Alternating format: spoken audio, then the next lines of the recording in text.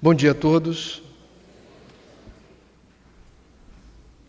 Um importante escritor, geógrafo, cientista dos Estados Unidos, chamado Jared Diamond, autor de um livro que recebeu o mais importante prêmio de literatura naquele país, o Pulitzer, Armas, Germes e Aço, é o nome sugestivo do livro, alcançou fama internacional com uma outra obra intitulada Colapso, como as sociedades escolhem o sucesso ou o fracasso. Nesse livro, de forma clara, didática, objetiva, ele traduz os modernos saberes que emergem da arqueologia, na busca por respostas sobre mistérios que até então atormentavam a comunidade científica e a humanidade em geral. Por que diferentes civilizações do passado, em diferentes lugares do planeta, em diferentes momentos da história, depois de um legado de vários séculos de construção de uma cultura, deixaram de existir, sumiram do mapa, desapareceram? É o caso dos vikings, é o caso dos maias, é o caso dos ilhéus de Páscoa. O Dr. Jared consegue demonstrar, usando as ferramentas da ciência, aquilo que os arqueólogos, investigando os vestígios deixados pelos nossos ancestrais, e com a aplicação do teste de carbono é possível datar cada vestígio, estabelecer a idade exata, e a partir disso contar uma história, porque há uma ordem sequencial de eventos que estão reunidos num sítio arqueológico. Assim como se monta o esqueleto de um dinossauro inteiro a partir de uma pecinha da mandíbula, é possível contar a história de uma civilização a partir do que se encontra nesses sítios arqueológicos. E a resposta acachapante, definitiva, não há dúvida de que foi isso que aconteceu, é que todas essas civilizações deixaram de existir, desapareceram do mapa a partir do momento que deixaram de ser sustentáveis.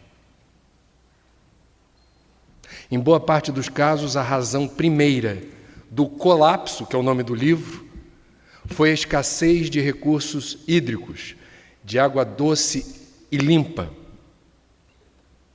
São muitas as informações interessantes, mas eu não vou ter tempo de entrar em detalhes, portanto, arbitrariamente vou escolher uma história, que é a da Ilha de Páscoa. Uma ilhota pequenininha de aproximadamente 700 quilômetros quadrados, conhecida no mundo por totens de pedra, com inscrições espalhadas no seu perímetro. Os ufólogos, até essa descoberta dos arqueólogos, atribuíam a seres alienígenas a capacidade tecnológica de distribuir caprichosamente no perímetro da ilha esses totens pesados, porque se não tinha guindaste, se você não tinha outro aparato para fazer essa remoção, somente ETs teriam capacidade para fazê-lo. E aí vêm os arqueólogos e conseguem demonstrar que não. Pelo menos nesse caso não foi importante a ajuda de ETs. Para remover esses blocos de pedra, que tem uma história interessante, cada família ou clã eternizou na rocha a razão pela qual se consideravam únicos no universo. Não existia naquela época a palavra marketing, nem outdoor, mas eles estavam esculpindo na rocha a autopromoção de cada família ou cada clã, e não bastava esculpir na rocha, tinha que deixar num lugar muito visível, onde outras pessoas pudessem saber o que você já sabe, que a sua família é o máximo. Como fazer a remoção desses blocos de pedra? A solução tecnológica compatível com os ilhéus, naquele período, era retirar troncos de árvore, colocá-los debaixo da rocha e ia empurrando. Os blocos de pedra iam triturando, massacrando as toras de madeira que eram repostas sucessivamente. Resulta disso o desaparecimento da florestinha, da ilhota de Páscoa. E a partir do desaparecimento da vegetação, uma sucessão de episódios catastróficos. O suprimento da agricultura de quilocalorias, de nutrientes que vinha da agricultura, você naquela época tinha as pragas oportunistas da lavoura que eram combatidas pelos predadores que se refugiavam justamente na floresta. Sem floresta, os predadores já não estavam aptos a ajudar os ilhéus a combater as pragas oportunistas que se tornaram potencialmente devastadoras. Déficit nutricional a partir do fortalecimento das pragas. O rio de Páscoa, que era perene, passou a ser sazonal, porque sem a cobertura vegetal, você teve um problema em relação à recarga dos aquíferos. E aquela água que brotava com mais abundância deixou de brotar na proporção adequada para suprir a demanda dos ilhéus.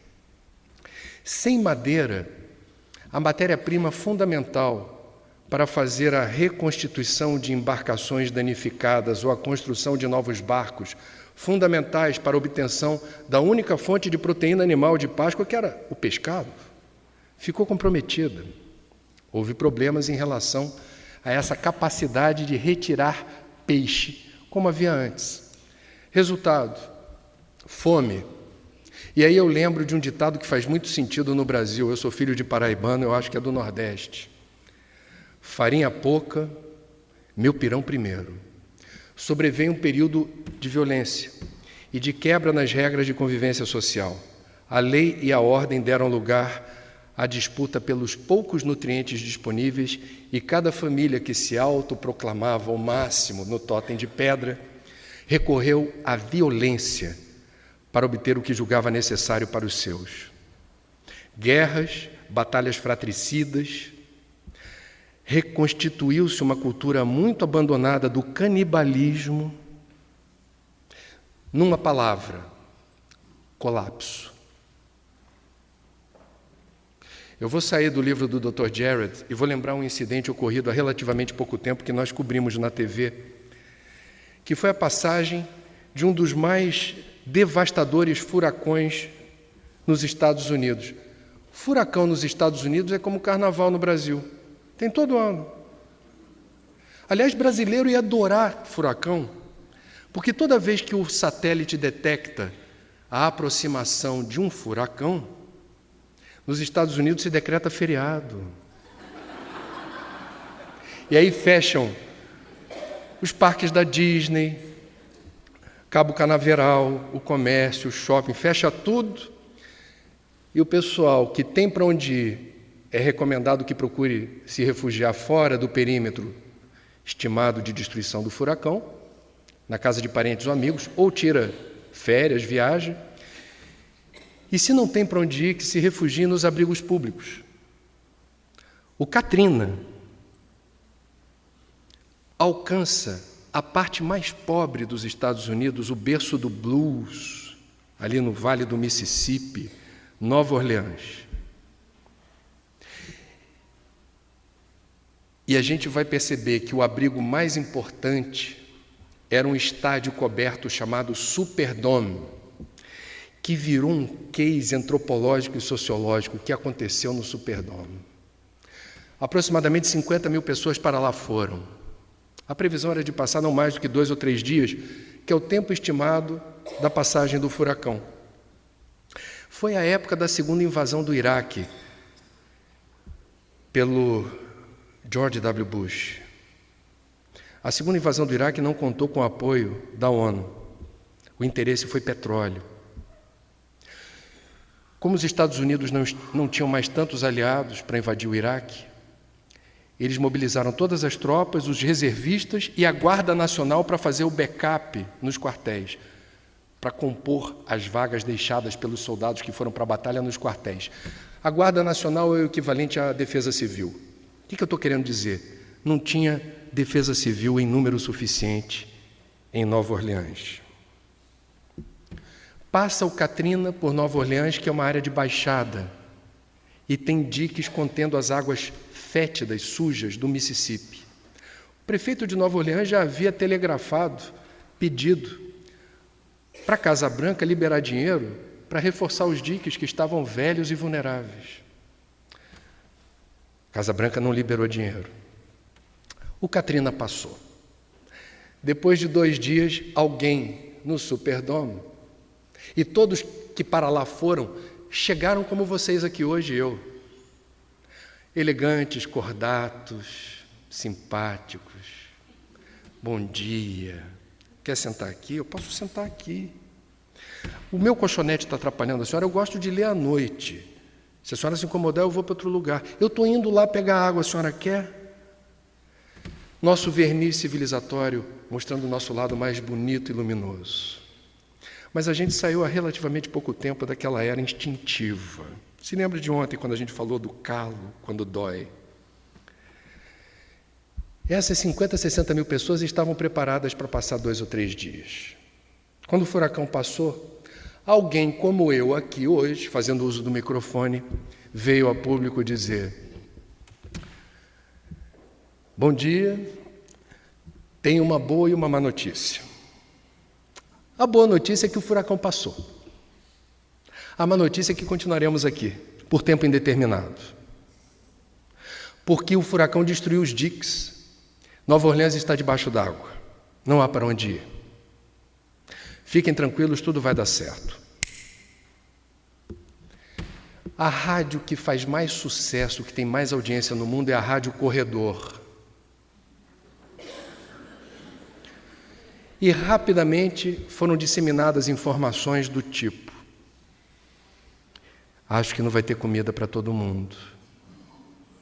Talvez não haja água potável para todos. Você viu como eles não disseram quanto tempo a gente vai ficar, mas o estoque de comida é o mesmo. Será que eles estão preparados? Chico Xavier dizia que o maior inimigo do espiritismo é fofoca, parêntese. Organizaram-se milícias dentro do Superdome para subtrair a despensa daquilo que se julgava necessário. Farinha pouca, meu pirão primeiro. Vou à luta. Quem quiser, acesse na internet os registros desse período. Nas minhas aulas na PUC, eu reproduzo o relato de 2 brasileiras jovens que estiveram por lá e passaram pelo inferno em que se transformou o Superdome. Homicídios, suicídios, estupros no banheiro. Caos. Numa palavra, colapso. O que Páscoa tem a ver com Superdome?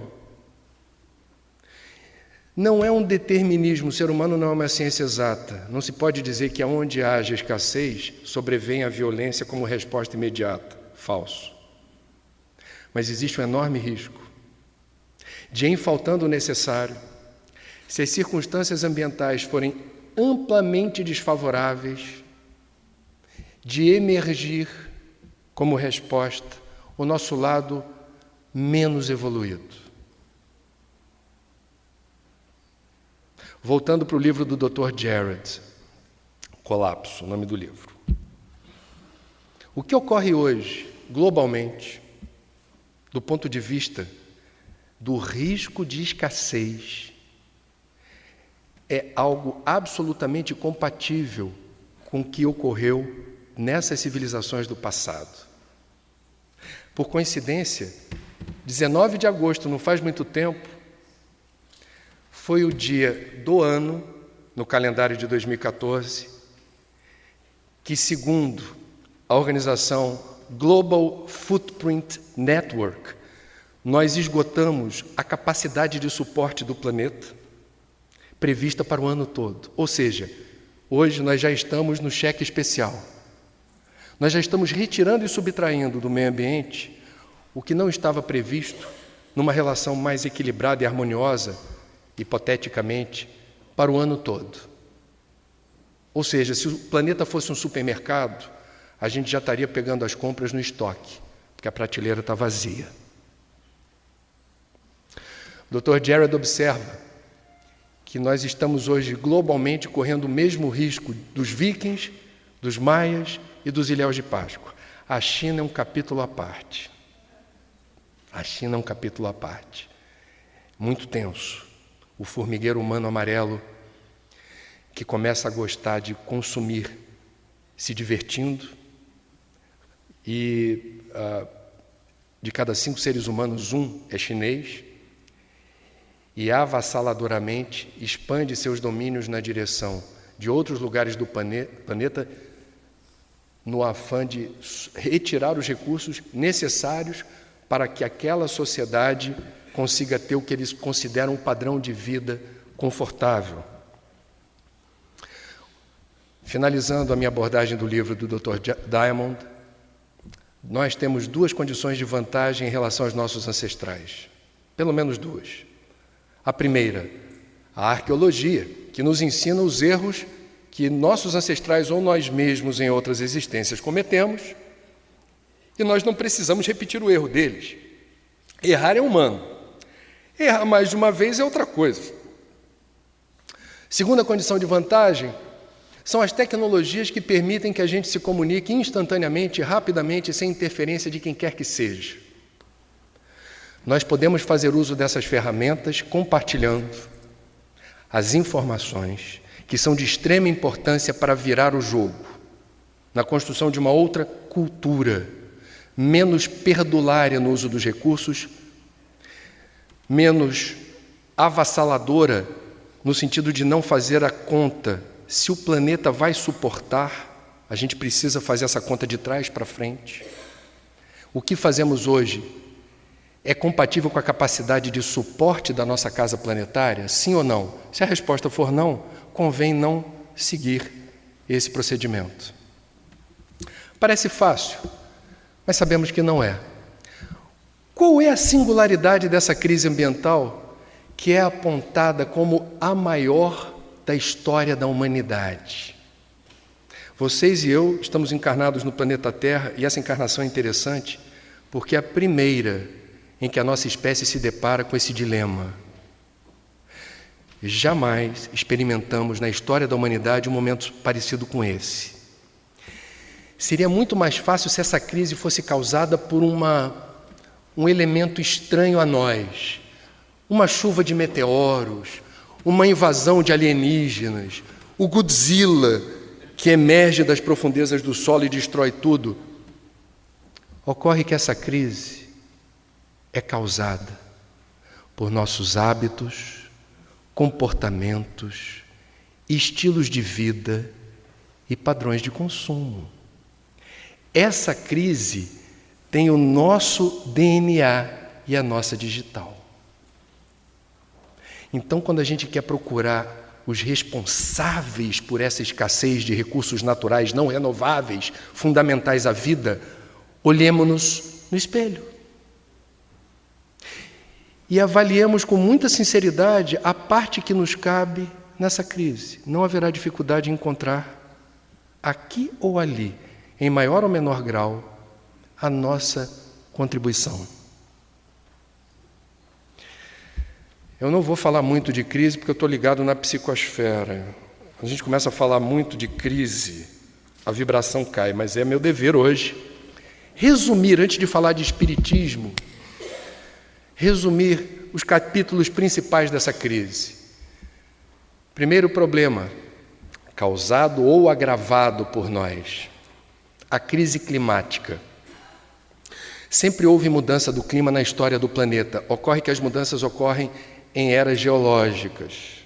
Já tivemos mais de 10 glaciações, a atmosfera já teve mais CO2 do que tem hoje, antes da gente chegar no planeta. Qual é a singularidade da crise climática hoje?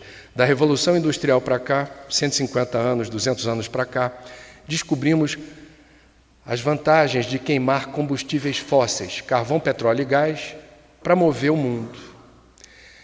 E aí, no intervalo muito menor do que uma era geológica, a gente está determinando uma mudança voraz no software inteligente do clima. O clima está mudando. Santa Catarina sabe muito bem o que isso significa.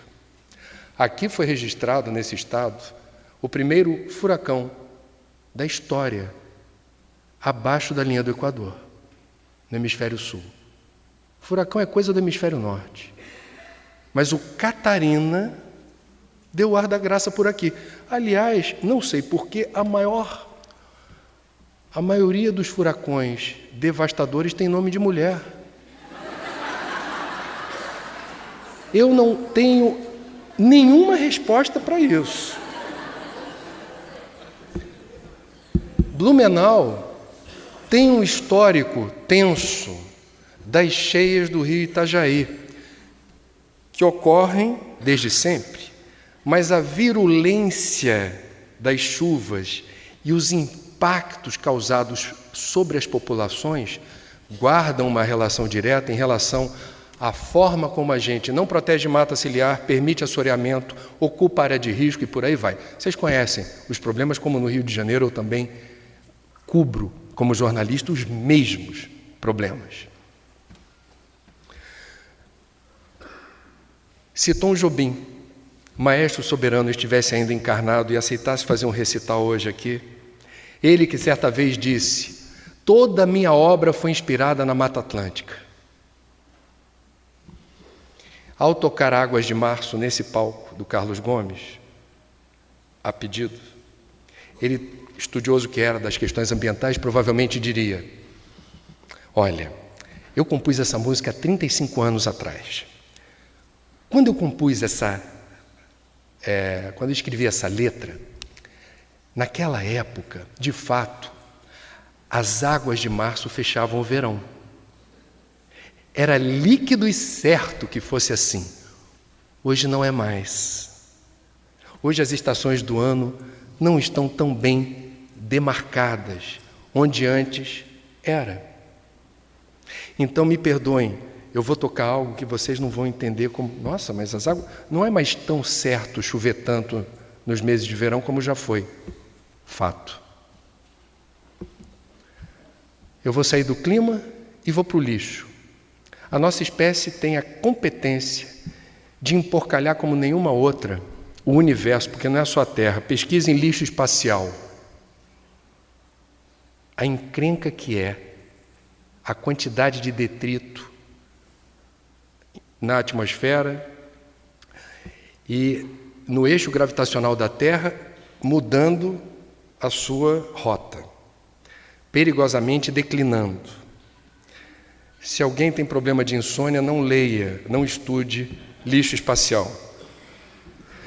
Nós temos a competência de gerar resíduo que não se decompõe nem se degrada. São os produtos organoclorados persistentes. Olha que tecnologia sensacional, o ser humano é o máximo. A gente consegue botar na natureza algo que não se degrada e não se decompõe, na linha do tempo. As cidades não têm mais espaço para colocar os seus resíduos. As grandes cidades, na região metropolitana, não há mais espaço para isso. E chegou ao fim o prazo dado pela Política Nacional de Resíduo Sólido no Brasil para extinguir os lixões.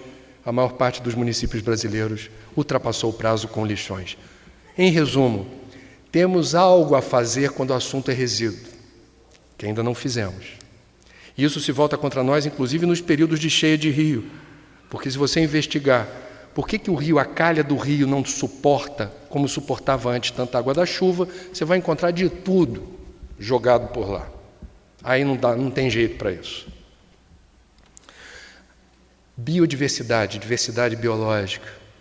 Nós estamos destruindo, como nenhum outro ser vivo desse planeta, os outros seres da criação, dos reinos vegetal ou animal, do universo microscópico ou macroscópico. É uma destruição avassaladora. No Brasil, um esporte muito popular é destruir floresta para plantar capim e criar gado.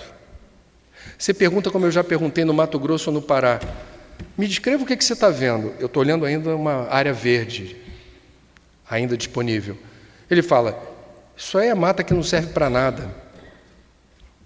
A seca em São Paulo está associada, um dos fatores que determinaram uma das piores estiagens da história de São Paulo, é o desmatamento crescente da Amazônia. Cada árvore adulta na Amazônia exsuda por dia o equivalente a 500 litros de água, em forma de vapor. Esse vapor vai para o alto, se transforma em nuvem, se condensa, os ventos transportam majoritariamente na direção oeste, bate na Cordilheira dos Andes e desce o continente, se precipitando na forma de chuva aqui, inclusive aqui, onde nós estamos. Quanto mais se desmata, menos água tem para a plantação de soja, menos água tem para dessedentar as populações, menos água tem para a produção industrial em diferentes escalas e níveis. Os alemães sobreviveram a 2 cenários de terra arrasada em 2 guerras mundiais provocadas por eles, para emergir como o país mais rico da Europa. Um dos orgulhos germânicos é a indústria de fármacos. E um dos remédios mais populares do mundo, vem da Alemanha, é a aspirina, vasodilatador. Quando você lê a bula da aspirina, você vai encontrar lá que o princípio ativo vem de uma árvore, o salgueiro branco. Assim se dá com a maior parte dos remédios. O brasileiro, quando olha a floresta, fala, é mata que não serve para nada. O alemão pensa diferente. Ele vê uma grande farmácia com alto valor agregado de cada produto que sai dali, a partir do conhecimento dos caboclos, dos mateiros e dos pajés. O Brasil tem esse conhecimento, mas menospreza. Isso é primitivo, isso não vale nada. O alemão pensa diferente. Eu poderia avançar no capítulo da crise, mas a psicosfera está alcançando um nível preocupante. Vamos virar o jogo. A crise é nossa. Nós temos algo a fazer. Outras tradições religiosas, outras religiões ou tradições místicas já se mobilizaram nesse sentido. Os católicos, há mais de 10 anos, na campanha da fraternidade organizada pela CNBB, mobilizam 11 mil paróquias pelo Brasil a partir de um tema que eles escolhem, a cada ano é um. Eles já escolheram água, já escolheram a Amazônia, eles mobilizam os fiéis em torno da reflexão que é subjacente a todo o pensamento, doutrina ou teologia. O que fazem os religiosos? Enaltecem a oportunidade da vida. A vida é sagrada. Portanto, não é difícil defender o cruzamento dos assuntos religiosos com os assuntos ambientais. Não há vida possível sem meio ambiente saudável e resiliente. É óbvio que está na cartilha de qualquer religião, em algum momento, porque defende a vida, ou a vida em abundância, parafraseando Cristo, precisamos incorporar nas nossas rotinas a defesa da vida. Os católicos fazem isso. Os budistas fazem isso. Quem tiver interesse em ver o que diz Sua Santidade o Dalai Lama, no site em inglês, que é a referência na internet, em relação aos pensamentos de Dalai Lama, vai ver que existem vários textos considerados sagrados pelos budistas, sobre temas diferentes. Um dos temas é sustentabilidade. Nesse capítulo é onde ele mais escreveu textos até o momento. Sustentabilidade é um assunto referencial para a sobrevivência da nossa espécie e para a defesa da vida fazer sentido. Nossos irmãos, umbandistas e candomblecistas, não conseguem suportar a sua tradição sem meio ambiente. Precisa estar próximo da mata, precisa estar próximo da cachoeira, precisa extrair ervas, extratos, para que a sua cultura, na sua relação com a sua fé, tenha sentido. Nós espíritas, o que fazemos? Quando eu comecei a investigar esse assunto por ser espírita e jornalista interessado em sustentabilidade, antes de lançar o livro, eu me detive num trabalho de investigação pessoal. Eu banquei o detetive.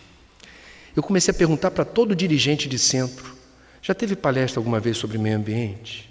Vocês já falaram de ecologia? Majoritariamente a resposta foi não.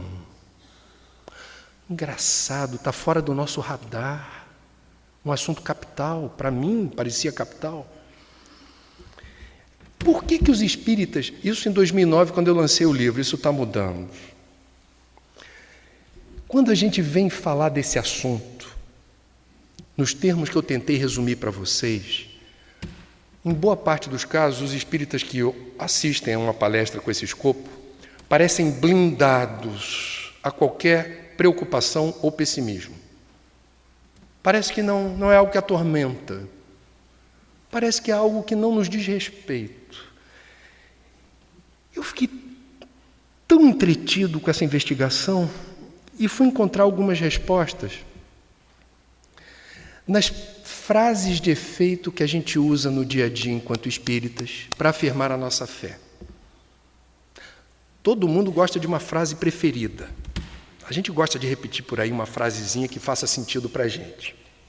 Todo mundo. No Espiritismo, por exemplo, a gente gosta da frase: o acaso não existe. A gente gosta tanto que a gente se apropriou dela. Tem adesivo por aí que é assim, no carro: o acaso não existe. Embaixo, leia Kardec. Dá licença, a frase é nossa. Quando você diz o acaso não existe, você está resumindo uma leitura das leis que regem a vida e o universo. É uma frase que diz muito. Por isso que a gente gosta de usar. Ela é autoexplicativa e ela tem consequências na sua visão de mundo, na sua interpretação das leis da vida. Existem outras frases que a gente usa no dia a dia que talvez expliquem essa blindagem para os assuntos ambientais. Isso não me preocupa, isso não me atinge. Por exemplo, a verdadeira vida é a vida espiritual, com direito a dedinho para cima. Aí está seu guia espiritual do teu lado. A verdadeira vida é a vida espiritual. O cristianismo afirma isso. E o espiritismo ratifica, ninguém discute. A verdadeira vida é a vida espiritual, estamos de acordo. Qual a interpretação que a gente faz dessa frase? Essa é a questão. Muitos de nós espíritas somos acusados pelas outras tradições de sermos deslumbrados com o além-túmulo. Tudo que diz respeito ao além-túmulo nos fascina.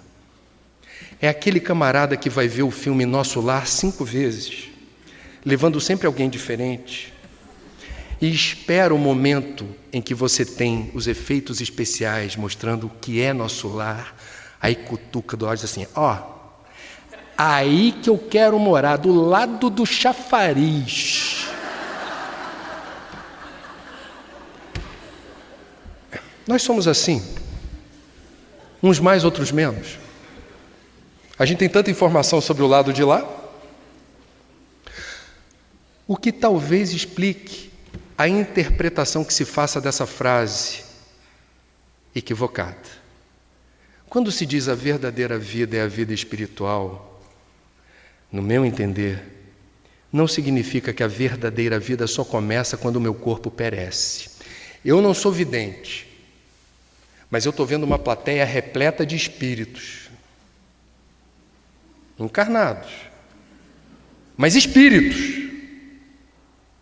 Já estamos vivendo a nossa vida espiritual no plano da matéria. Certas escolhas que a gente faz enquanto encarnados, e uma delas talvez seja estar presente hoje aqui nesse seminário, levam em consideração os interesses do espírito imortal. Aqui nós estamos praticando a verdadeira vida. Nós estamos aqui no exercício da vida espiritual. Significa dizer que a vida espiritual não começa quando você morre. Significa que já estamos aqui e agora no transcurso da vida espiritual. Então, o que a gente vai entender disso? O que Gilberto Gil certa vez sintetizou numa música muito bonitinha. O melhor lugar do mundo é aqui e agora. Se o melhor lugar do mundo é aqui e agora, e se eu já estou no exercício da minha vida espiritual, o que acontece aqui e agora nesse plano me diz respeito. Se eu falo de coleta seletiva, uso consciente de água e energia, consumir com moderação, etc., etc., eu estou falando de assuntos que dizem respeito à qualidade de vida minha e do planeta aqui e agora. São escolhas espirituais também. Outra frase que a gente gosta de dizer por aí. Não sei vocês em Blumenau, no Rio se fala para burro isso. Eu estou aqui de passagem. Máximo isso, né? Aliás, é uma frase que faz sentido para espiritualistas e materialistas. Eu estou aqui de passagem. Ok. Qual é a provável mensagem subliminar da frase? Posto que eu estou aqui de passagem, os assuntos do aqui e do agora, daqui a pouco são desimportantes para mim. Eu não vou me deter, eu não vou me estressar, eu não vou me envolver, eu não vou me comprometer com o que acontece aqui agora, porque daqui a pouco eu não estou mais aqui.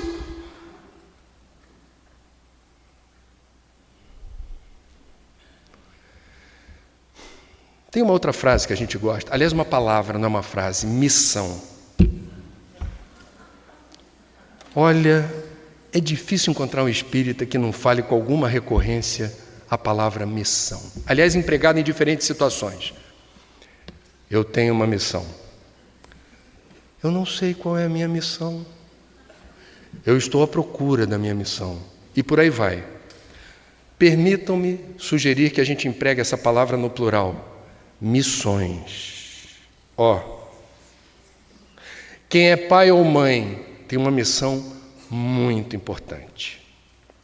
Qualificar seus filhos, suas filhas, ou aqueles sob sua tutela e custódia, a viver da forma mais digna, ética e honesta na atual encarnação.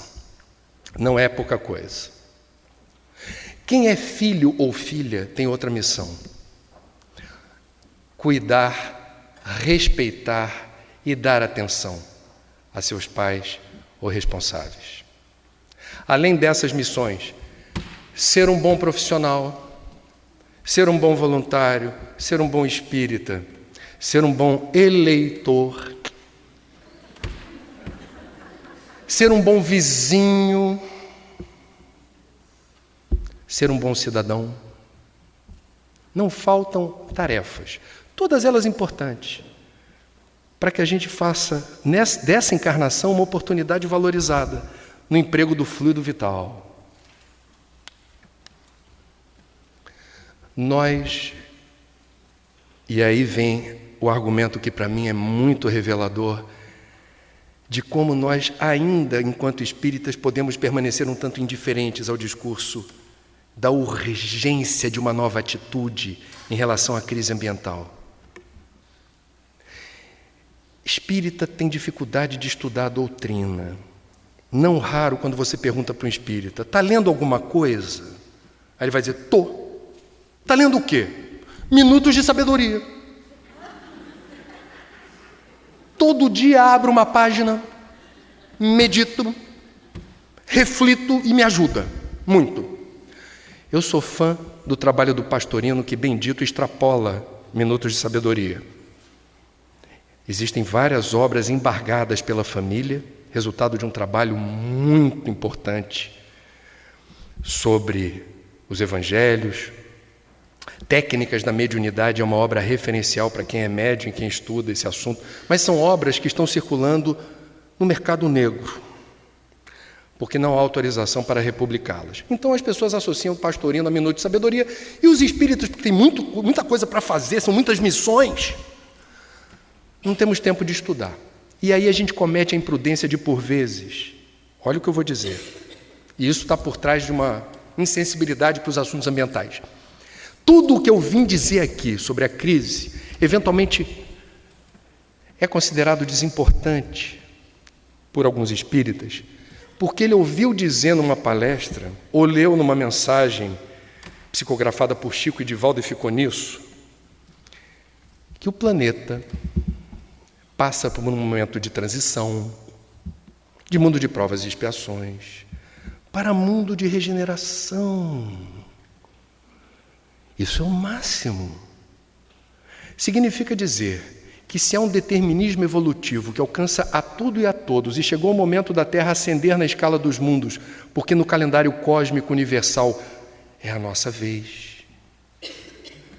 O que euzinho fizer não faz a menor diferença, porque daqui a pouquinho, espero que seja em breve, teremos um mundo de regeneração. Olha que máximo.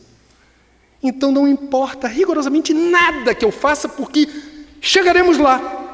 A pergunta é, lá aonde, cara pálida? Vamos estudar. Vamos ver o que é dito. No livro a gente faz uma dissecação do que a doutrina reporta como verdadeiro quando o assunto é mundo de regeneração. Eu vou pegar uma fonte, dentre outras. Santo Agostinho, no Evangelho segundo o Espiritismo, tal qual verbete de dicionário, explica de forma bastante objetiva as diferentes categorias de mundos habitados. E lá a gente vai ver o mundo primitivo, abrindo os trabalhos, por onde passamos.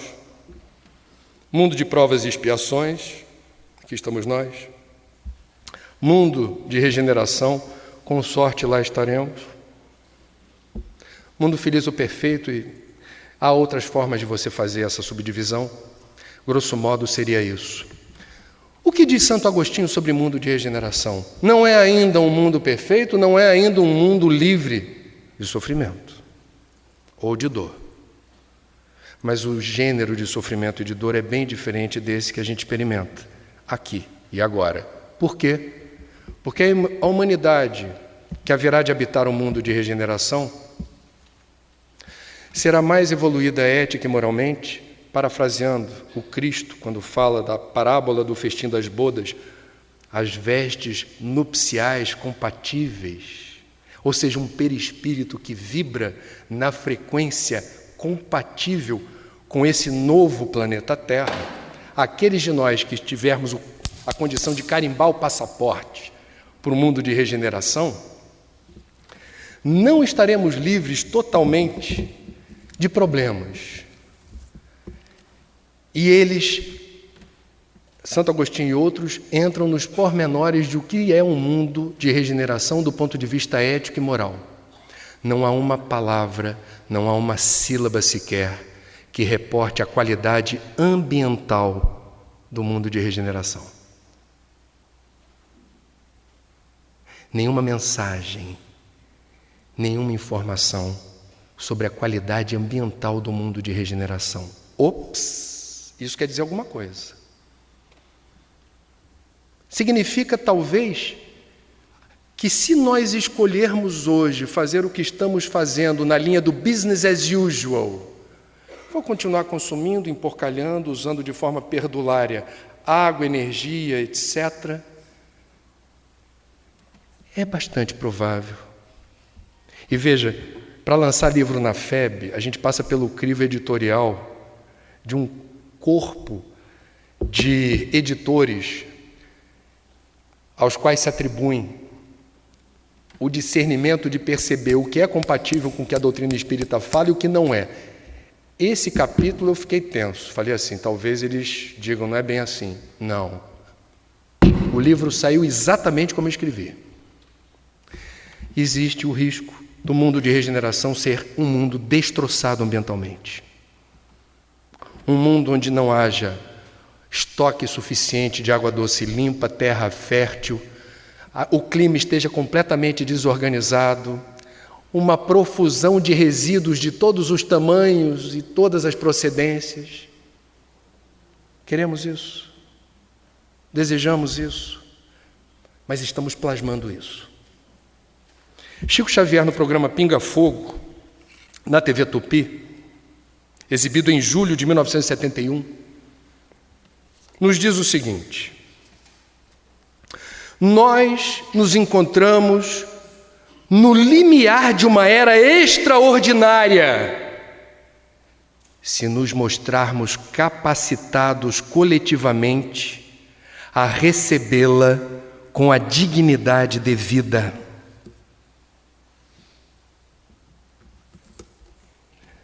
Precisamos fazer o dever de casa porque Deus delega, Deus terceiriza. A gente às vezes idealiza aquele Deus de tantas outras encarnações, o Deus da magia, o Deus camarada, que faz milagres. E aí a gente imagina que o mundo de regeneração, por ser mundo de regeneração, Deus haverá de tirar todo o CO2 da atmosfera, Porque é mundo de regeneração, todo o lixo desaparece. Porque é mundo de regeneração, toda a água doce e limpa é vertida das fontes e mananciais destroçados por nós. Não vai ser assim. Não vai ser assim. É duro reconhecer, mas é verdade. Ou a gente, pelo livre-arbítrio, escolhe o caminho do bem, da ética, do bom senso e da responsabilidade, como a lei do inquilino. O que diz a lei do inquilino, a lei dos homens? A casa não é tua. No momento em que você ocupa o imóvel, o dono tem o cuidado de registrar. Estou lhe entregando assim. E no momento que você sai, o que faz o dono? Não fui eu. Usarei as medidas legais para responsabilizá-lo pelo estado em que o imóvel está sendo devolvido. Nada nos pertence nesse mundo, nada. A roupa que você está usando não é tua. O dinheiro que você tem na conta ou no investimento não lhe pertence. Seu patrimônio, imóveis, carro, tudo que você tem não é seu. Daqui levaremos as conquistas emocionais e intelectuais. O estoque de evolução que nos pertence aí é nosso. Portanto, somos usuários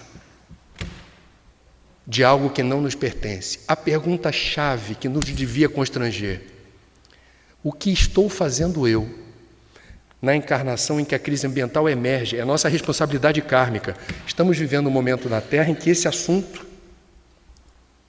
floresce como nunca antes houvera florescido antes. Quem conhece e quem sabe tem responsabilidade. A partir de hoje vocês não têm desculpa. Vocês vão se lembrar de mim. Desculpa. Mas eu estou aqui para incomodar.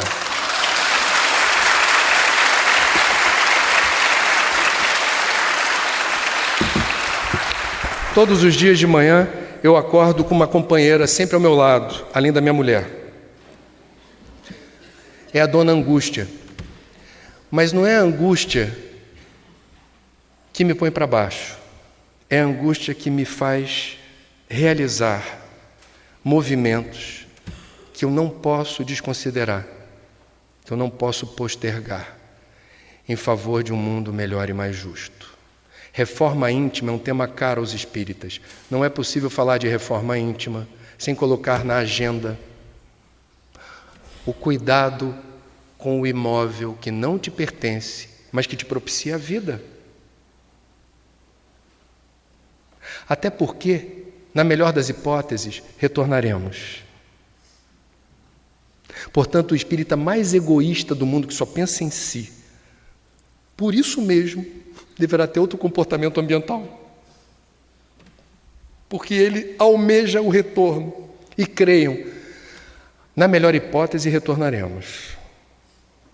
Na pior hipótese, iremos para um mundo que não tem a vibração de um mundo de regeneração. É melhor a gente não torcer por isso. O que Espiritismo e Ecologia têm em comum? É o tema focal. E aí eu quero destacar o pioneirismo da nossa filosofia espiritualista, que tem aspectos religiosos, em relação a esse tema. Porque Kardec foi pioneiro na abordagem de um assunto que no século XIX não estava colocado ainda. Espiritismo e ecologia são duas palavrinhas novas que surgem na segunda metade do século XIX. Primeiro vem o espiritismo, palavra que não existia no dicionário, e que Kardec cunha para designar uma nova doutrina espiritualista, uma filosofia espiritualista. 1857 é a data de nascimento oficial da doutrina, com a primeira edição do Livro dos Espíritos. 9 anos depois, do outro lado da fronteira, entre França e Alemanha, um naturalista alemão chamado Ernst Haeckel também cria uma palavra nova chamada ecologia. Oikos, lar ou casa, logia, estudo da casa. Olha que legal você considerar o planeta casa, é outra visão. Já existia biologia, só que a biologia não alcança a dimensão investigativa dos ecólogos. Um outro ponto em comum: Kardec e Haeckel eram notoriamente homens de ciência. eram cientistas. Kardec era um cético, como todo homem de ciência deve ser. A presunção é da dúvida, da desconfiança.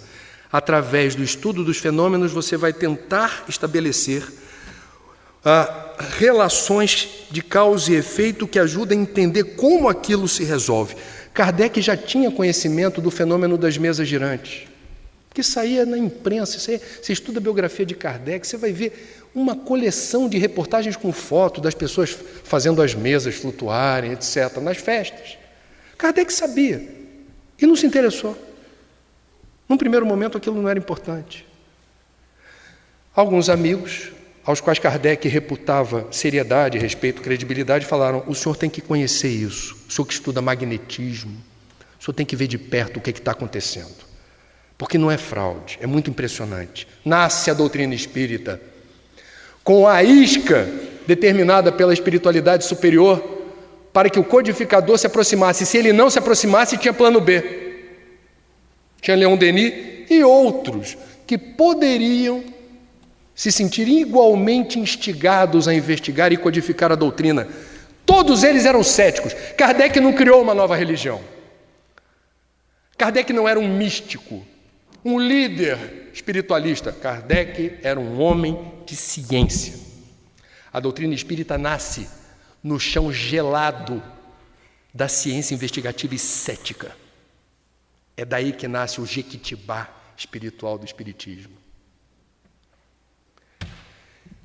Espiritismo e ecologia preconizam um olhar diferenciado sobre a realidade. Espíritas e ecólogos não olham para o mundo de forma óbvia, linear, só atentando para o que é sensorial, o que dá para tocar. Não. Espíritas e ecologistas desdobram um olhar que eu vou ousar aqui chamar de sistêmico.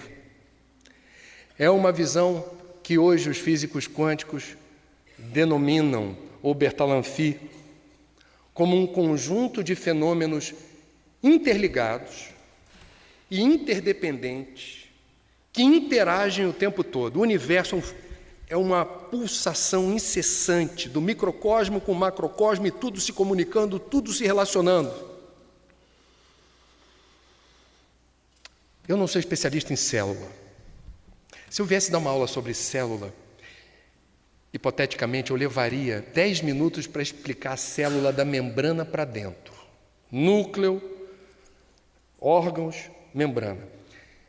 Mas para entender o que é uma célula, eu tenho que situá-la no environment, no ambiente aonde ela esteja. A célula só pode ser compreendida em relação a outras coisas. Eu não sou especialista em astronomia, mas se eu viesse dar uma aula sobre Via Láctea e tivesse que explicar Saturno, eu levaria 10 minutos para explicar Saturno a partir do núcleo, da massa, dos anéis, e depois eu teria que explicar Saturno, porque só é possível explicar Saturno em relação à Via Láctea, às órbitas e as relações estabelecidas com outros eixos gravitacionais onde ele é peça fundamental, tal qual um relógio.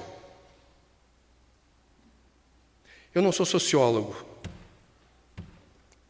mas a sociologia nasce a partir do pensamento de Durkheim, de que nós somos produtos do meio. O ser humano pode ser explicado em si mesmo, pode, até certo ponto, porque nós somos esponjas ambulantes e nós vamos absorvendo conhecimento, cultura, arte. Nós somos influenciados o tempo todo por tudo que chega até nós. Nós somos anteninhas ambulantes.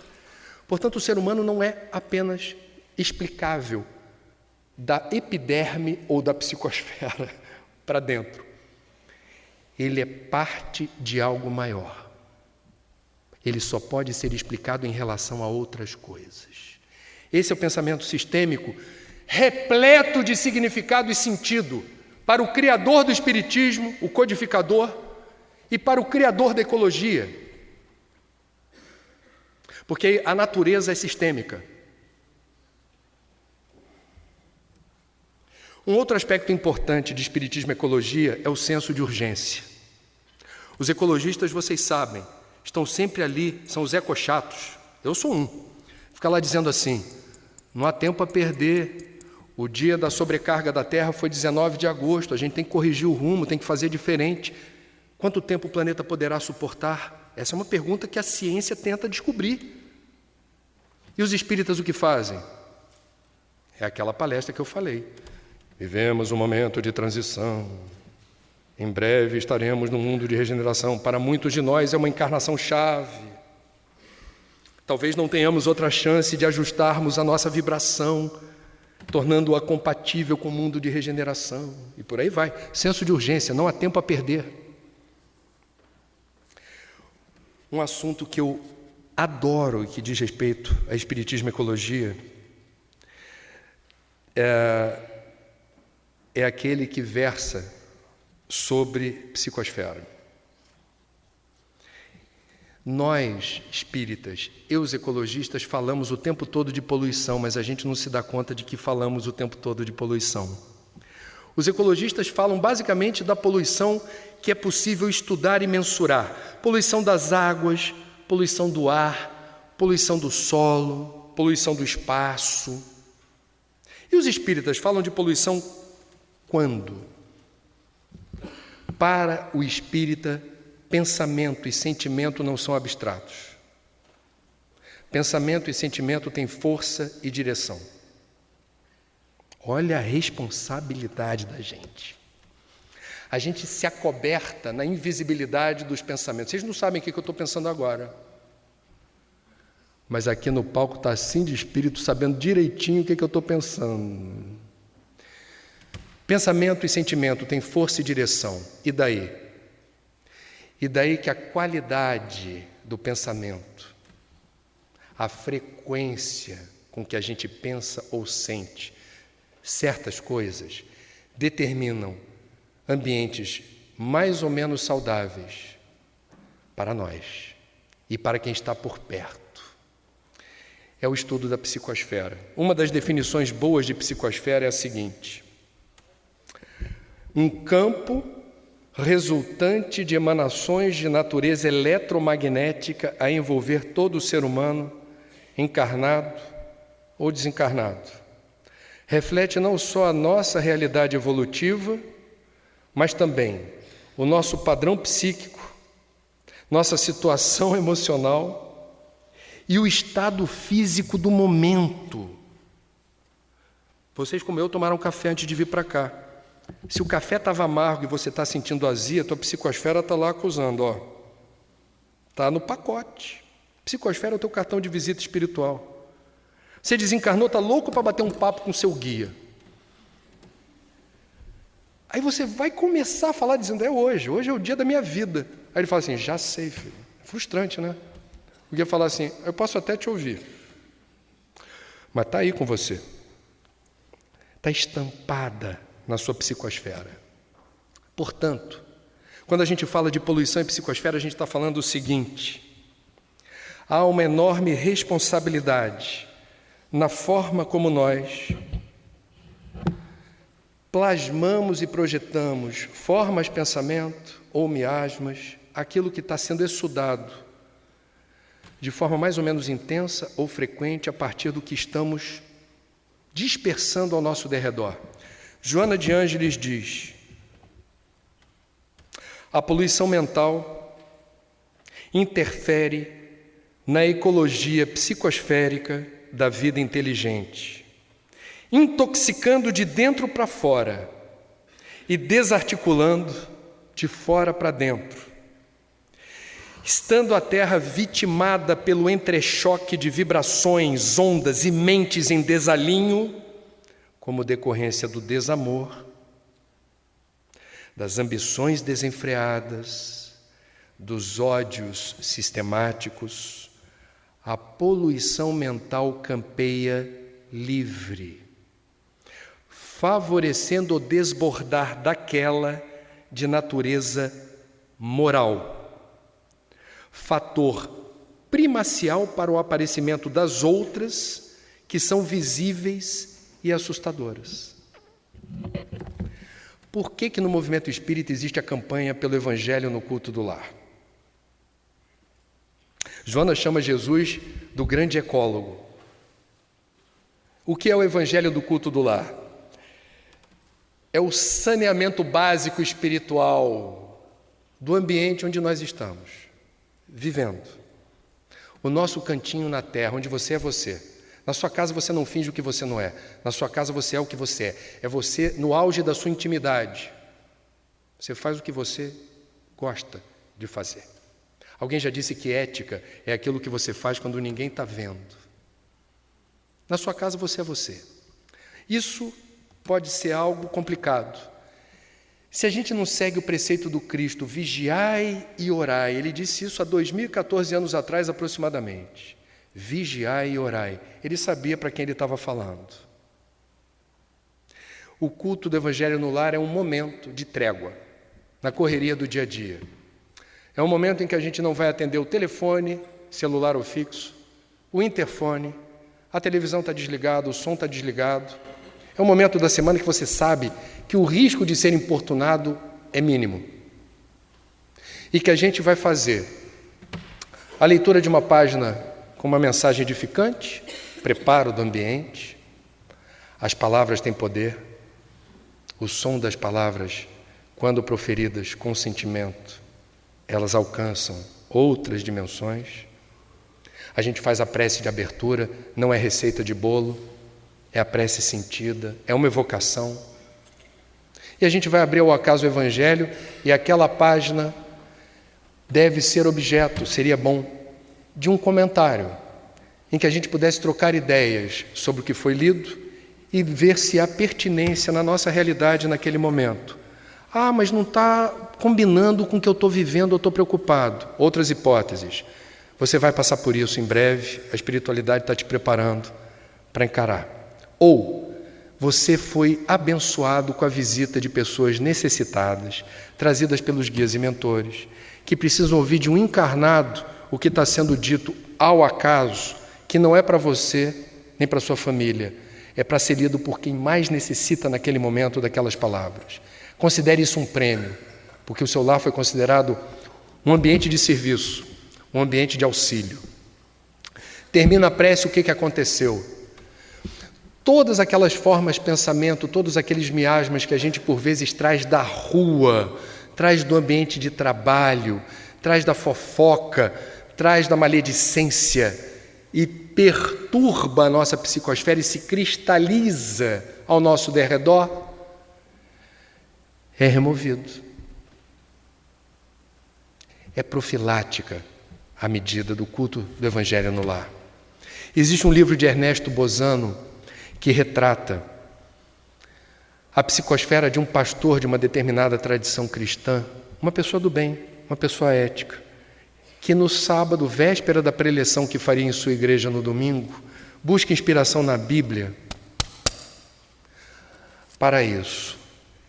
E a psicosfera desse pastor, exatamente em cima da poltrona da sala, aonde ele costuma ler e se preparar, estava saturada de formas diabólicas, aterrorizantes, porque ele estava se inspirando nas descrições mais horrendas da figura do diabo para impressionar a plateia, vencer pelo medo a plateia para que a fé seja a resposta à ameaça diabólica. Ele precisava pintar o diabo com as cores mais impressionantes. Para isso buscou inspiração, plasmou, fantasiou, idealizou. E isso ficou incrustado tal qual uma tatuagem. E daí? É só uma forma de pensamento, é só um miasma. Não é o que dizem os espíritos. Aonde não há o cuidado em relação a essa profilaxia da nossa psicosfera, o acúmulo de formas de pensamento com baixo teor vibratório podem nos predispor a quê? Desânimo, desalento, inapetência, falta de esperança, sono irregular com pesadelos, sonos não restauradores, depressão, ideias suicidas. Veja a importância e o alcance da gente tentar construir o exercício, porque não é fácil. O nosso degrau evolutivo ainda não permite que sistematicamente nós estejamos com um alto astral. Então que a gente exercite o alto astral. Um outro ponto importante que eu queria destacar aqui diz respeito, Isso é muito interessante e é particularmente doloroso para as plateias com quem eu tenho trocado essas informações. Espiritismo e ecologia são absolutamente claros em relação aos riscos materiais e espirituais do consumismo.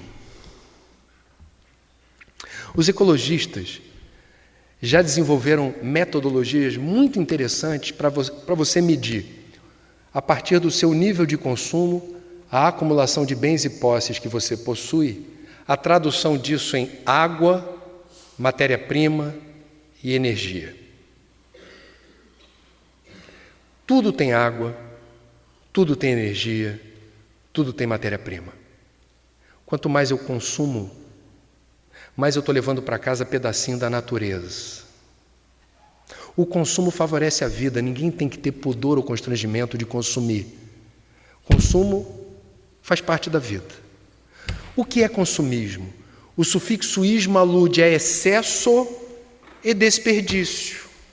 O consumismo degrada, devasta e depreda a casa planetária. Já somos mais de 7 bilhões de pessoas. A cada ano são mais 200 milhões de encarnados que vingam, porque tem mais que encarna, mas não vinga. Filho de paraibano.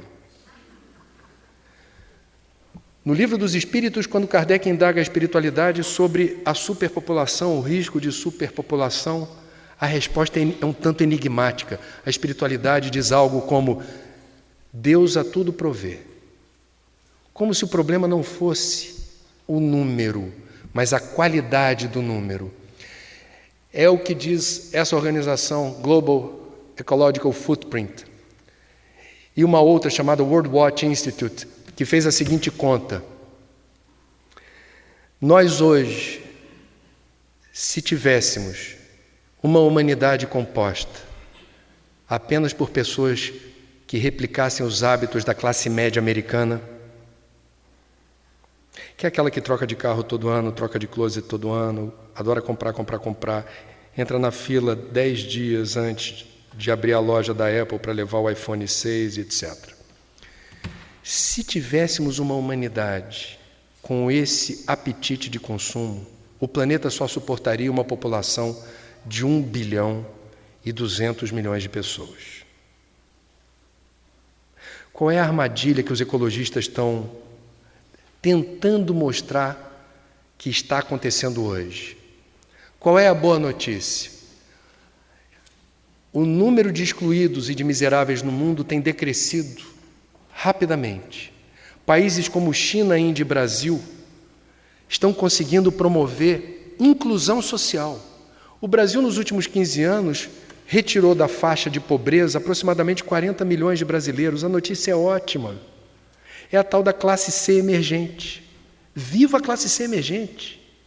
Qual é a armadilha? Se a classe C emergente entende que para ser feliz tem que replicar os hábitos de consumo perdulários, alienados, desvairados da maioria da classe A e B, não há planeta suficiente para isso. Tem um outro ditado bom para burro que diz assim: sabendo usar, não vai faltar. A questão é, estamos sabendo que o consumo é um ato político. Quando a gente consome qualquer coisa, a gente não está levando para casa só um sabonete, um óculos, um relógio ou roupa. A gente está levando uma história de como aquele produto foi fabricado, o que precisou ser retirado da natureza para constituí-lo, e a pergunta-chave que a gente precisa fazer com honestidade: eu preciso disso? Porque nós somos vulneráveis a certas palavras mágicas. Promoção. Sentiram um frisson? Posso falar outro? Zera. Vou falar outro. Liquidação. Reflitam sobre isso, porque isso replica o movimento de manada. Vocês já ouviram falar de movimento de manada? Vocês gostam de documentário do reino animal? Eu adoro. Eu adoro principalmente quando tem leoas, que que o leão dorme 18 horas por dia. As leoas se organizam para caçar. E elas são muito inteligentes. E elas vão cercando outra manada, normalmente de gnus, que é um bicho feio. É um mamífero de sangue quente, quadrúpede, que tem uma barbicha e um chifrinho assim.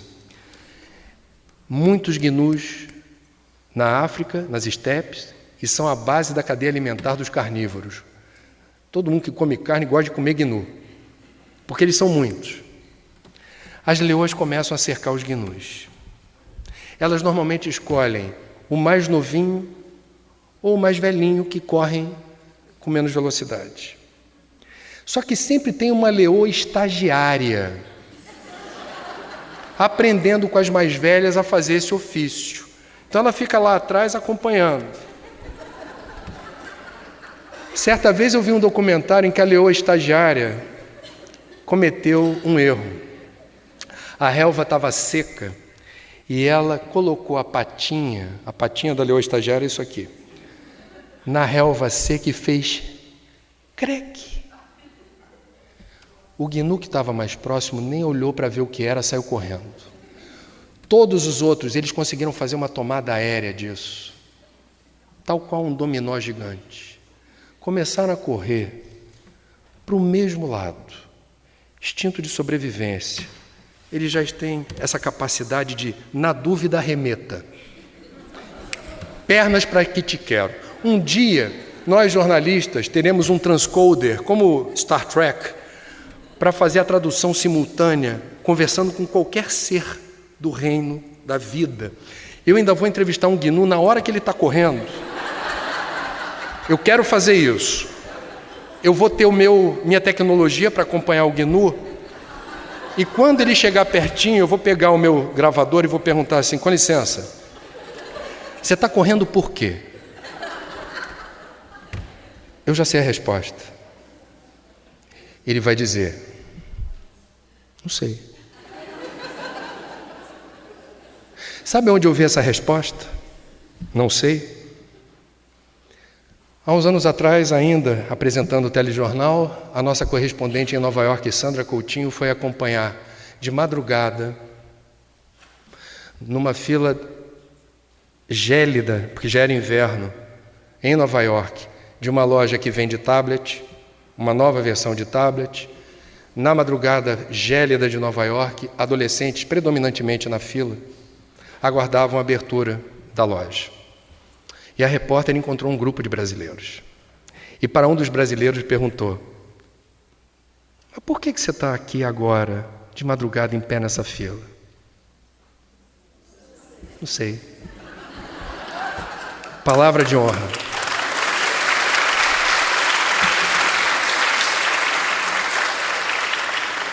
Eu tenho 48 anos e eu sou de uma geração em que a expressão armário embutido fazia sentido. Isso tem 30, 35 anos atrás. As pessoas se frequentavam mais no Rio de Janeiro, não tinha TV a cabo, nós não tínhamos tantas opções de lazer, entretenimento, não tinha internet. As famílias se frequentavam. E eu me lembro pequeno, lá em casa, em Laranjeiras, de certa vez uma visita dizia assim: me mudei, estou agora no novo imóvel no Flamengo, tem supermercado perto, tem cinema, linha de ônibus, estão construindo o metrô e tem armário embutido. Eu fiquei impactado pelo fato da pessoa ter tido a coragem de falar que armário embutido era algo importante, porque o armário embutido da minha casa era uma coisa feia, tudo atochado, apertado para caber ali, dentro da parede. E eu fui perguntar para os meus pais depois: vem cá, ela falou armário embutido, eu não entendi. Meus pais falaram óbvio: filho, armário embutido faz com que você tenha mais espaço de circulação no apartamento ou na casa, porque ele está enfiado na parede. E quando você se muda, é menos tralha no caminhão. Você vai para outro lugar que, se Deus quiser, vai ter outro buraco na parede e você vai colocar tudo lá dentro. Meus amigos, 30, 35 anos se passaram e hoje a juventude, procurando seu espaço no mundo, querendo se mudar para algum lugar, não sabe o que é armário embutido. Se você não quer dizer quantos anos você tem, se alguém perguntar, armário embutido, não sei o que é isso. Como assim? Não sei. A garotada não quer saber de armário embutido, mas tem outro sonho de consumo. Esse sonho de consumo responde por um nome só, que não é proferido nem em português. E eu vou aqui evocar o coro do Teatro Carlos Gomes, para que na contagem regressiva que eu vou aqui estabelecer, em uníssono, vocês recitem o mantra da sociedade de consumo expressa numa palavrinha em inglês, que substituiu o armário embutido. A minha contagem, atenção, 3, 2, 1. Mais alto, 3, 2, 1. A vibração despencou. O que é o closet? Sociologicamente, antropologicamente falando, é um lugar maior do que o armário embutido. Em 30, 35 anos, aumentou a demanda por espaço dentro das nossas casas para guardar aquilo que há relativamente pouco tempo atrás cabia lá. O que é um closet além de um ambiente? Não é um ambiente apenas, ele precisa ter certos ingredientes. Quais sejam? O que não pode faltar dentro de um closet? Não estou falando de roupa não, estou falando de infraestrutura. O que não pode faltar? Espelho. Veja, quanto mais melhor. Parece uma discoteca. Tem closet por aí que você se vê de frente, ladinho. Os excêntricos gostam do derrière. E por aí vai. Muito espelho. No escuro? Não é uma luz qualquer, me perdoem. Eu levo para a PUC uma revista de decoração, a única que eu comprei na vida, que traz na capa, eu tive que mostrar para os meus alunos de jornalismo ambiental. A manchete da revista era: como iluminar o seu closet. E as fontes da informação eram 3 light designers. Olha, depois do cartãozinho de suicidólogo, uma outra profissão que eu tenho uma inveja boa. Quem é o senhor? André Trigueiro. Light designer. O que faz o light designer? Ele vai atender o freguês com o gênero de luz que ele quer. Para o espírita distraído, quem está chegando agora acha, vai dar vontade de cantar a musiquinha. Quanta luz. Não é essa luz. É aquela luz que você idealiza, do filme que você viu, com Charlton Heston, Moisés, aí Deus falava com ele. E abria-se um clarão nas nuvens e a luz projetava feixes de luz. Feixe sensacional. Aonde o feixe? Nas pilhas de toalhas felpudas, multicoloridas de algodão egípcio. Na sapataria doméstica que eu tenho. E ai de vocês, se sentem seguros se um dia houver a CPI do consumo consciente, visitando o closet, para ver quantos pares de sapato tem ali. Vocês vão se lembrar da notícia da queda da ditadura nas Filipinas. Ferdinand Marcos e sua mulher Imelda, que saem corridos do Palácio Presidencial em Manila. O povo adentra o palácio e fica deslumbrado com aquele luxo num país de miseráveis, de pobres, e entra no salão de sapatos da primeira-dama. Mais de 3.000 pares. Num país de descalços. Alguém fez essa conta uma vez na minha turma, um aluno. Ela poderia usar um par hoje e só repeti-lo daqui a 8 ou 9 anos. Todo dia usando sapatinho. Qual é a diferença de consumo para consumismo? Se Dona Imelda fosse uma centopeia,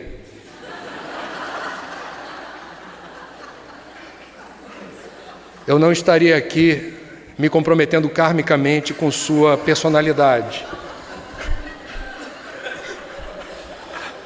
Sendo ela bípede como eu e vocês, temos um problema em relação a esse capítulo.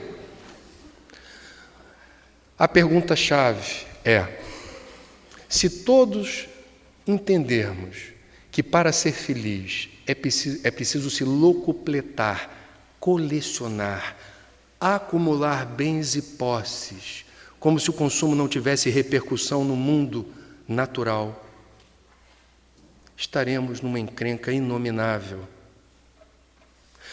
Há um outro problema: ostentar a abundância, aonde ainda há tanta escassez, resvala num problema que o Espiritismo alcançou há 150 anos atrás. E é linda a maneira como o Espiritismo trata desse assunto.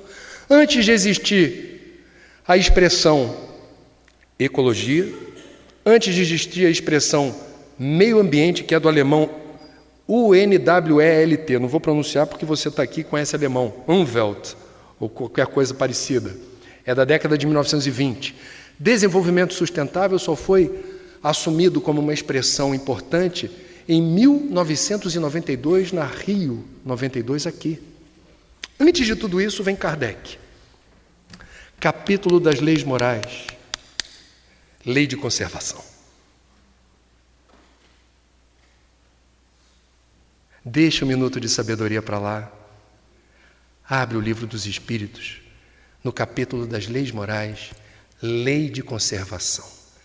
E lá o codificador denomina um subtítulo dentro do capítulo: necessário e supérfluo. Releiam, é atualíssimo. E há uma pergunta lapidar que Kardec faz à espiritualidade maior nos seguintes termos: por que a terra nem sempre ao homem oferece o necessário? Kardec faz perguntas proféticas que não aludem ao tempo dele.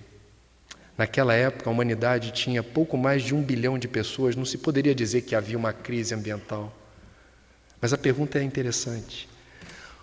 Por que a terra nem sempre ao homem oferece o necessário? A resposta é linda, é relativamente extensa. Eu vou destacar a parte que me toca o coração. A terra ofereceria ao homem sempre o necessário, se com o necessário soubesse o homem contentar-se. 30, 40 anos depois, Mahatma Gandhi proferiu uma frase muito bonita nessa linha. A terra pode oferecer aos homens, ou pode atender às necessidades. A frase é essa. Mahatma Gandhi na Índia. A terra pode atender às necessidades de todos os homens, mas não à ganância de todos os homens.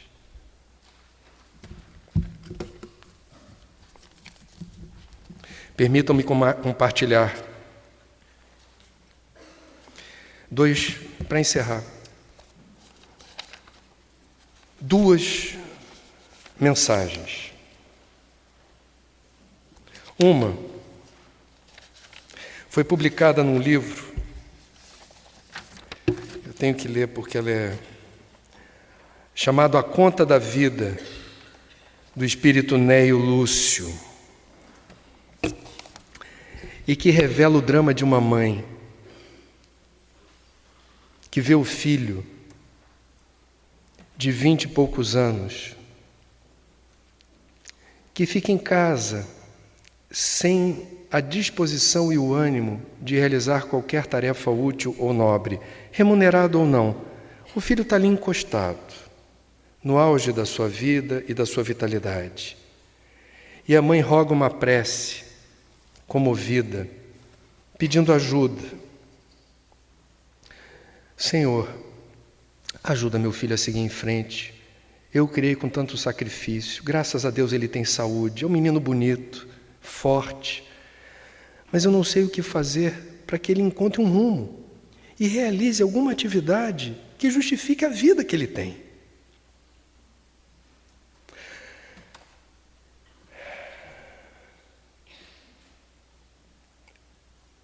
Um emissário da espiritualidade encontra o filho dessa senhora em desdobramento.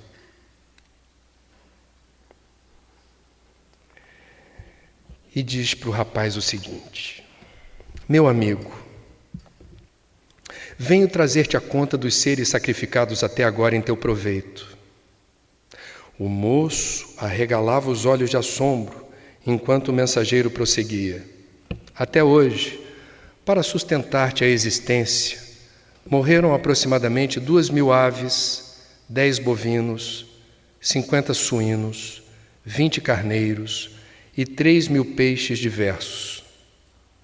Nada menos que 60.000 vidas do reino vegetal foram consumidas pela tua, relacionando-as do arroz, do milho, do feijão, do trigo, das várias raízes e legumes.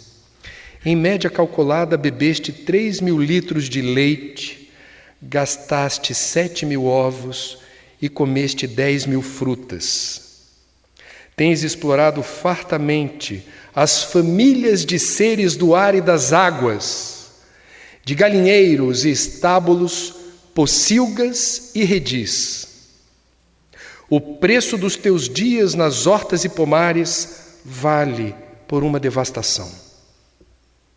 Além disto, não relacionamos aí os sacrifícios de tua mãe, os recursos e doações de teu pai, os obséquios, os favores dos amigos e as atenções de vários benfeitores espirituais que te rodeiam. Em troca, que fizeste de útil?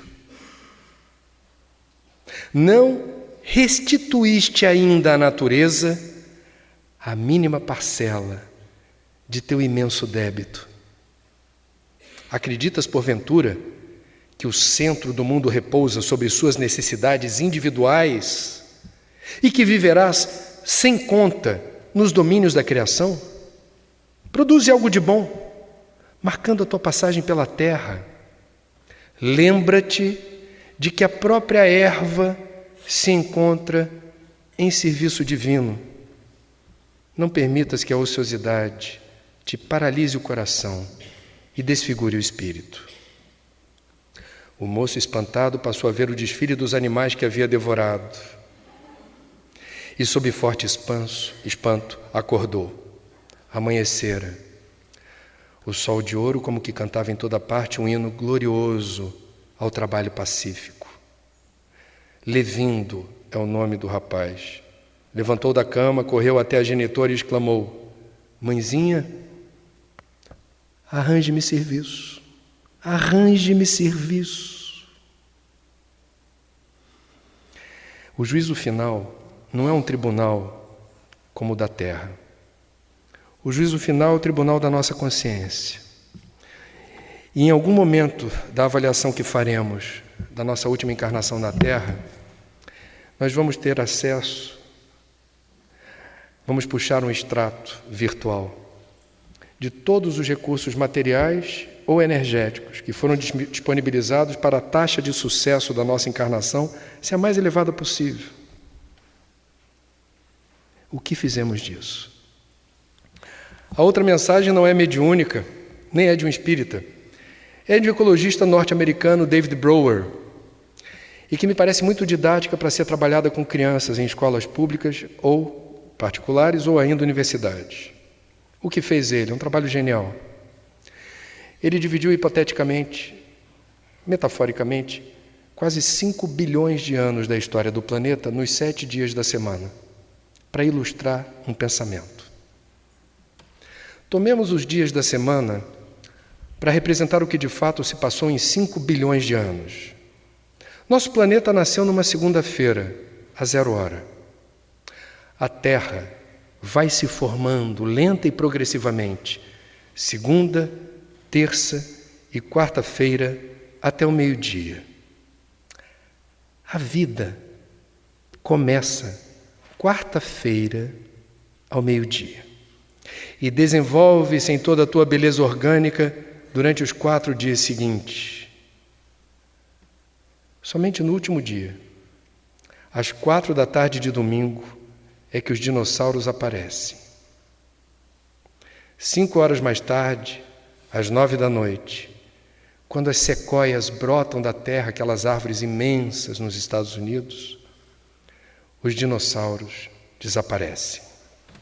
O homem, a mulher, surgem, faltando apenas 3 minutos antes da meia-noite de domingo. A 1/4 de segundo antes da meia-noite, Cristo nasce.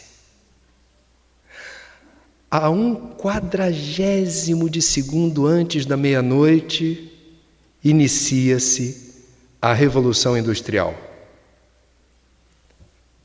Agora é meia-noite de domingo e estamos rodeados por pessoas que acreditam que aquilo que fazem a 1/40 de segundo pode durar indefinidamente. Um mundo melhor e mais justo, um mundo sustentável depende de nós. Façamos a nossa parte. Obrigado pela atenção.